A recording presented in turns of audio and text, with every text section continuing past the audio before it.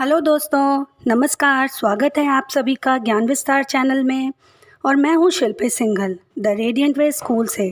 तो हम बात करते हैं हिंदी की कि हिंदी को हम कितने मज़ेदार तरीके से पढ़ सकते हैं, समझ सकते हैं। तो चलिए आज मैं प्राकृतिक सौंदर्य से आपकी भेंट करवाती हूँ। देखिए, आपको चिड़ियों की आवाज़ें आ रही होंगी, स्कूटर, ऑटो, इनकी आवाज़ें भी आपको सुनाई दे रही होंगी। दूर से एक चिड़िया हमें दिखाई दे रही है, उसने हमें अपने घर पर आमंत्रित किया है। तो चलिए अब हम उसके घर चलते हैं। चिड़िया रानी, हम आपके घर आ गए। अरे, आपका नाम तो सर्वनाम है। अच्छा, चिड़िया रानी अब हमें सर्वनाम पढ़ाएंगी। तो चलिए सर्वनाम पढ़ते हैं। सर्वनाम अर्थात सर्व प्लस नाम, यानी सबके लिए नाम। अरे, सबके लिए कैसे हो सकता है? तो देखते हैं कि कैसे। ये शब्द सभी के लिए प्रयोग किए जा सकते हैं। एक ही सर्वनाम शब्द अलग अलग व्यक्तियों या प्राणियों के लिए बोला या लिखा जा सकता है। जैसे रजनी मेरी बहन है, वह बहुत होशियार है। कमल मेरा मित्र है, वह मिलनसार है। यहाँ पर वह का प्रयोग लड़का व लड़की, लड़का यानी कमल, लड़की यानी रजनी, दोनों के लिए किया गया है। सर्वनाम का प्रयोग भाषा को संक्षिप्त मतलब छोटा, रोचक मतलब अच्छा बनाने के लिए, सुंदर और सरल बनाने के लिए किया जाता है।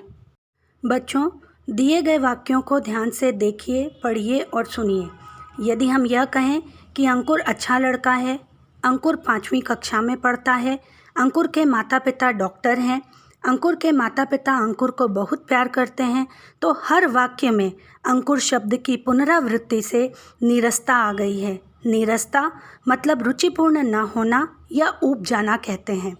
यदि हम इन वाक्यों को इस प्रकार लिखें कि अंकुर अच्छा लड़का है, वह 5वीं कक्षा में पढ़ता है, उसके माता पिता डॉक्टर हैं, वे उसे बहुत प्यार करते हैं।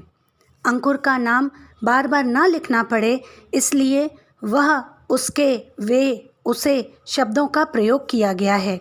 ये शब्द सर्वनाम कहलाते हैं। इसकी परिभाषा अब हम कैसे लिखेंगे? तो देखें चिड़िया रानी हमें क्या सिखाती हैं। संज्ञा के स्थान पर प्रयोग होने वाले शब्द सर्वनाम कहलाते हैं। देखिए, आपको चित्र में दिखाई दे रहे हैं ना, बालक बैठा है। बालक संज्ञा शब्द है। बालक शब्द के स्थान पर वह बैठा है का प्रयोग करते हैं, तो वह शब्द सर्वनाम होगा।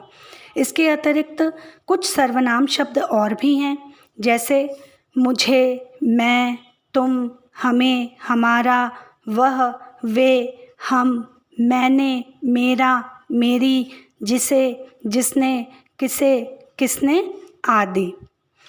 पहला उदाहरण, मैं घूमने जा रहा हूँ। मान लो कोई अक्षय नाम का छात्र है, तो वह यह नहीं कहेगा कि अक्षय घूमने जा रहा है, उसकी जगह मैं सर्वनाम शब्द का ही प्रयोग करेगा। इसलिए मैं यहाँ पर सर्वनाम शब्द है। ठीक है, समझ में आया? अब दूसरा उदाहरण देखते हैं कि वह खेल रहा है। यदि एक बच्चा दूसरे को खेलते देखकर बताता है कि वह खेल रहा है, तो यहाँ पर वह सर्वनाम शब्द है। सर्वनाम के लिए हम सुंदर सी 2 पंक्तियाँ व्यक्त करना चाहते हैं। संज्ञा के स्थान पर आता सर्वनाम कहलाता हूँ, ये वे आप कभी तुमसे मैं भाषा सरल बनाता हूँ। जिस प्रकार संज्ञा शब्दों में एक वचन और बहुवचन होते हैं, उसी प्रकार सर्वनाम शब्दों में भी एक वचन और बहुवचन होते हैं। चलिए अब हम सर्वनाम में एक वचन और बहुवचन कैसे लिखते हैं, उसकी हम तालिका बनाते हैं। तालिका अर्थात टेबल। एक वचन, बहुवचन। मैं, मैंने, मुझसे, यह एक वचन है। हम, हमने, हमसे, ये इसका बहुवचन है। मेरा, मेरी, मेरे, एक वचन। हमारा, हमारी, हमारे, बहुवचन। तू, तूने, एक वचन। तुम, तुमने, बहुवचन। आप देख रहे हैं ना, सामने आपकी तालिका बनी हुई है, इससे आपको पढ़ना है। तुझसे, तुमसे, वह, उसने, वे, उन्होंने, किसे, किसको, एक वचन। किन्हें, किनको, बहुवचन। किससे, किन से, उसके लिए, उनके लिए। इस, यह एकवचन, इन, ये बहुवचन। अब इस तालिका को पढ़ करके आपको सर्वनाम समझने में और आसानी हो जाएगी। सर्वनाम के भेदों का वर्णन हम अपने अगले वीडियो में करेंगे। यदि आपको कोई डाउट हो तो कृपया कमेंट सेक्शन में बताएं, और यदि आपको यह वीडियो अच्छा लगा हो तो लाइक, शेयर, सब्सक्राइब करें और बेल आइकन पर क्लिक करें।